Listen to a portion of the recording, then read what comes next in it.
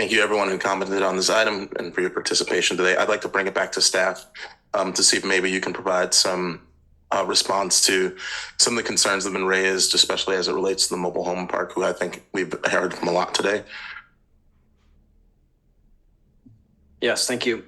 So I think, as everyone is aware, the mobile homes are encroaching onto RTC property, and as the challenge in this area is the right of way is very constrained. In some cases, it's as wide as 35 feet. In others, it goes down to 32 feet. So it's very difficult to fit both the trail and the railroad tracks in this corridor. So that requires using in much of segment 10, the entire corridor to fit both in the right of way. We did, as part of the environmental review process, locate the ultimate trail up against the edge of the right of way, purposely to provide environmental clearance for the entire right of way. So and the RTC is working to resolve those encroachments as part of a separate process. So they're not the removal of encroachments is not being handled as part of this project. However, my understanding is that there's been some conversations at the RTC about modifying the design to reduce impacts to property owners. So if we get that direction and request from the RTC, then we would work with the RTC to look at ways to modify the design to reduce impacts on encroachments. I think it's reasonable to say at this point that there's not going to be a way to modify the design to remove all impacts to encroachments. There's just not enough space in the corridor to do that. But if we get direction from the RTC to modify the design to reduce impacts to encroachments, we can look at that.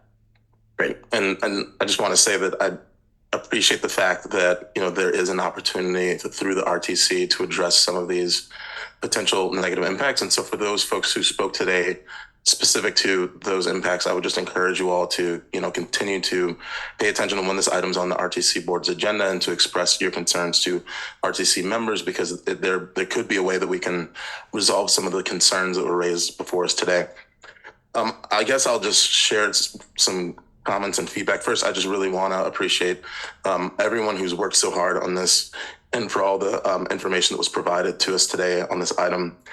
Based on the staff's report and the staff presentation, it does appear that the ultimate trail is the best option for consideration here today.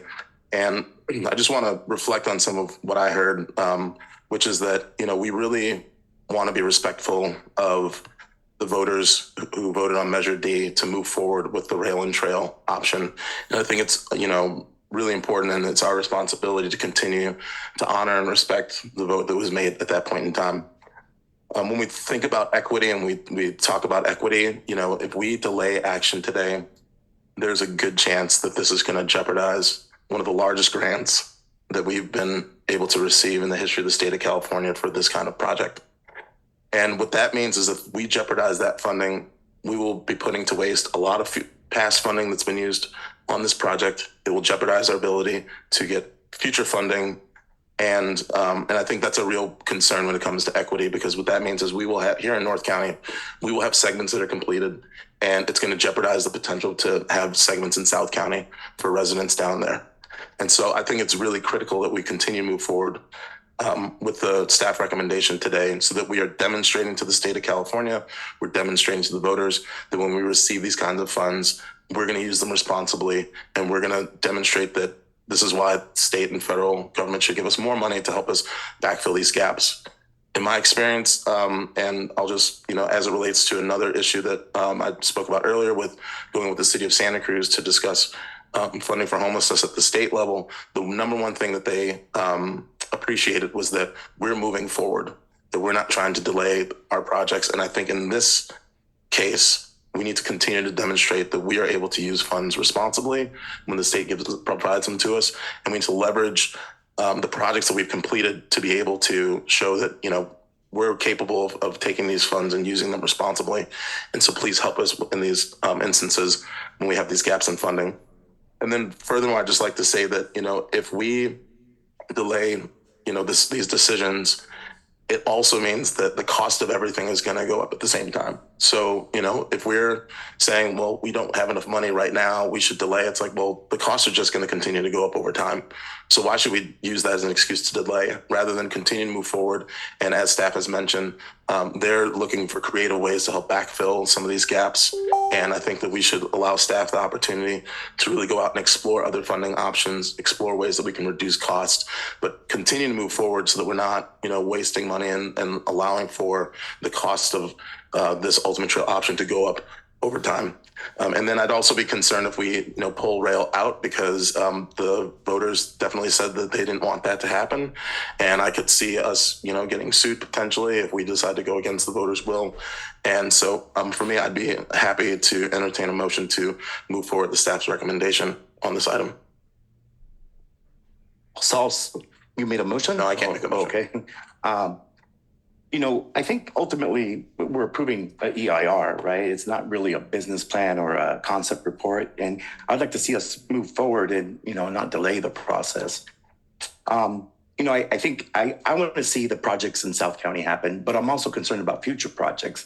I'd like to see 152 get its road diet in South County. It's a future project that needs funding, right? And so I want to make sure that happens. And, I want to see that one day that Highway 9 will have protected bike lanes or a sidewalk on one side. So those are the things that I'm also concerned about, the future. And so for that, and because I believe in this process that we're doing and this project to be a more sustainable multimodal project, I'm going to go ahead and move to adopt all finding statements of DR for segment 10 and 11, including options B and all riparian exceptions, including all the permits, agreements, and all related actions.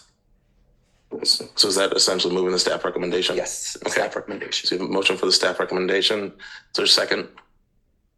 I'll go ahead and second the item, and then I'll open up for further discussion from board members. Any further discussion? Okay. Seeing none, we'll bring it to a roll call vote. Supervisor Koenig. No. Hernandez. Yes. McPherson. And Cummings. Yes. So that motion fails, or so that motion fails on that item. And so we'll bring it back to the board for alternative motion. Yeah, again, I just, this is no hit on the work that's been done. It had to be done, but we're finding out more information, but I think that, I would like to make a motion that we accept the staff recommendations on 1 and 2. That's the public hearing today and the certification of the segments 10 and 11 final EIR, but with additional direction to, 1, investigate the options to reduce the rail size at Escalona Gulch to preserve more trees and reduce the more severe environmental impacts. A resolution to the ongoing discussions with Roaring Camp regarding various options to reduce costs. And a resolution to working with the Regional Transportation Commission on value engineering and design, again, to reduce costs. And then lastly, to request that the RTC provide a written analysis regarding the impacts to the $68 million Measure D active transportation program fund associated with funding requests from both the county and the city of Santa Cruz to finish the North County segments of the trail. We move that motion. I'll second. So a motion by Supervisor McPherson, seconded by Supervisor Koenig. I'd just like to get some clarification on the motion that's before us, and just want to see if staff can provide some information on kind of how that differs from the staff recommendation, because I know that within the staff recommendation there's executing agreements, there's sorry, I'm just looking through this because there's the statements of overriding consideration that need to be incorporated. It's not just the EIR. So I just want to understand how the recommendation that's before us differs from what's been recommended. Yes, thank you for that question. So if we're just approving recommended actions number 1 and number 2, you would certify the EIR, but you would not complete the California Environmental Review process. So there would be no adoption of findings and no statement of overriding considerations. So we would have to come back and do that at a later point for the board, and then there would be no approval of the project. And this would prevent us from obviously signing the baseline agreement and moving forward with the grant funding. And some of the actions requested here, I anticipate taking some time, particularly working with Roaring Camp to resolve the rail relocation. So it's hard for me to anticipate the amount of time required to complete these directions from the board, but it definitely would mean we're not going to the CTC in June to request additional grant funding. Supervisor Koenig. Sure, thank you. I'd move a friendly amendment that we include item 3, then recommended action 3. I believe that's what would be required to basically complete the environmental impact report process. I think our consultant has done an excellent job and provided us at least the information we need as far as these various options. I'd be part of why I seconded the motion is I think, okay, let's not delay as far as the environmental impact report. Let's get that behind us. But before we go ahead and basically make a commitment to ourselves and to Caltrans that this project is funded, I think we need to actually determine, well, what are the options for value engineering? What is Roaring Camp willing to do? I mean, that's a huge piece of it, this $8 million of track relocation. We need a hard answer, not a we'll work with you answer. We need we're going to commit to $4 million or this much time to move those tracks. Matt, I would finish with a question, which is why can't we make June if we get some of these answers back sooner rather than later? Great question. The baseline agreement is signed by Caltrans, and it takes 2 to 3 months to complete the process once we have signed it on our end. So there's just not enough time to make any changes right now. We're down to the wire as we are to make the June CTC meeting. So delaying the baseline agreement is delaying the grant funding. And I'll just share too, because myself and Grace and staff from the city of Santa Cruz have been involved with Roaring Camp in these discussions, and they excuse me, they have been open to conducting the rail relocation work as the rail operator to remove the cost from the project. Obviously, we haven't completed negotiations yet, but I would say so far they've been a willing partner in those discussions. So if we don't make June, do we make August? To be honest with you, I'm so focused on June. I'm not sure when the next CTC meeting would be. They're generally quarterly, so I think it would be October. We'd have to submit an extension request for the grant funding to allow them to push back allocation to October. And then, as I mentioned previously, we're talking reducing the amount of time that we have to complete the final design and right of way by 3 to 4 months, which it's going to prove challenging for the project schedule.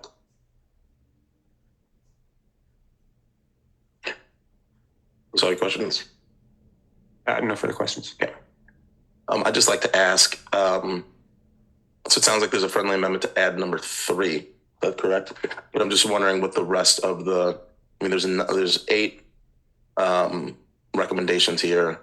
And I'm just trying to better understand how these all kind of fit in with one another, because if it sounds like we're just moving 1, 2, and 3, then how do the other 5 staff recommendations that we're not incorporating, how does that impact our ability to move forward with this project? Because it seems like if we don't do this properly, there's a potential that this is going to kill the project, or it's at least going to delay it substantially, which could ultimately also result in significant negative impacts to this project. And so I just like to better understand as we're moving into this vote, how these recommendations are going to. Chair, if I may just provide a little information. Sure.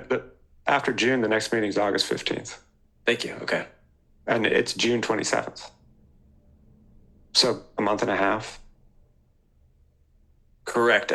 I don't anticipate being able, I think the questions that we're trying to answer as part of this new motion are big questions, honestly. And no, the $28 million that we need for this project is a huge question mark. But the reason we presented the recommended actions in the way that we did was to say, let's go to the RTC now. Let's get a commitment to fund the project. Let's not risk this grant funding. Let's not go to the CTC and say, hey, we committed to coming to you in June to request this additional funding. Actually, we're not going to make it now. You know, there's question marks on our ability to deliver this project.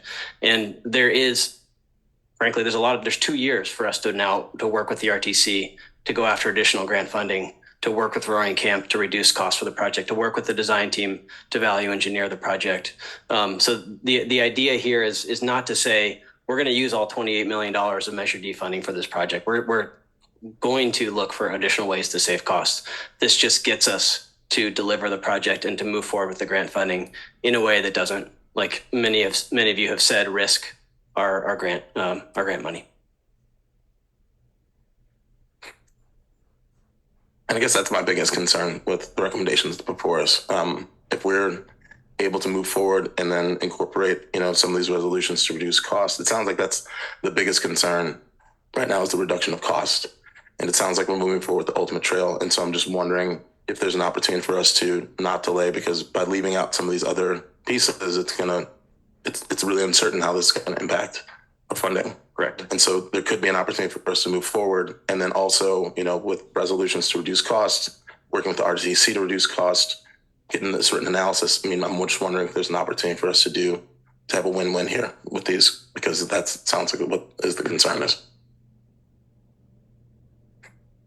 So with that, seeing no further comments from board members, I guess we'll just take this to a roll call vote. Supervisor Koenig, Aye. Hernandez, Aye. McPherson, Aye. and Cummings. No. So that motion passes with Supervisor McPherson, Hernandez, Koenig voting in favor, and Supervisor Cummings voting in opposition. And so with that concludes this item. I'm really hoping that we can continue moving forward with this project and that we're not going to jeopardize the funds for this project, because I know that many voters and folks in our community have been really expecting this to move forward expeditiously. But just want to thank everybody for their work on this, and we will return to this item at a future date. And so thank you, staff, for your presentation. Thank you, members of the community, for coming out and speaking on this item. And with that, we do have a 1:30 certain item. I know we've been sitting here all day nonstop, so maybe if we can take a 5-minute break for folks to use the bathroom, then we'll come back and we'll continue forward moving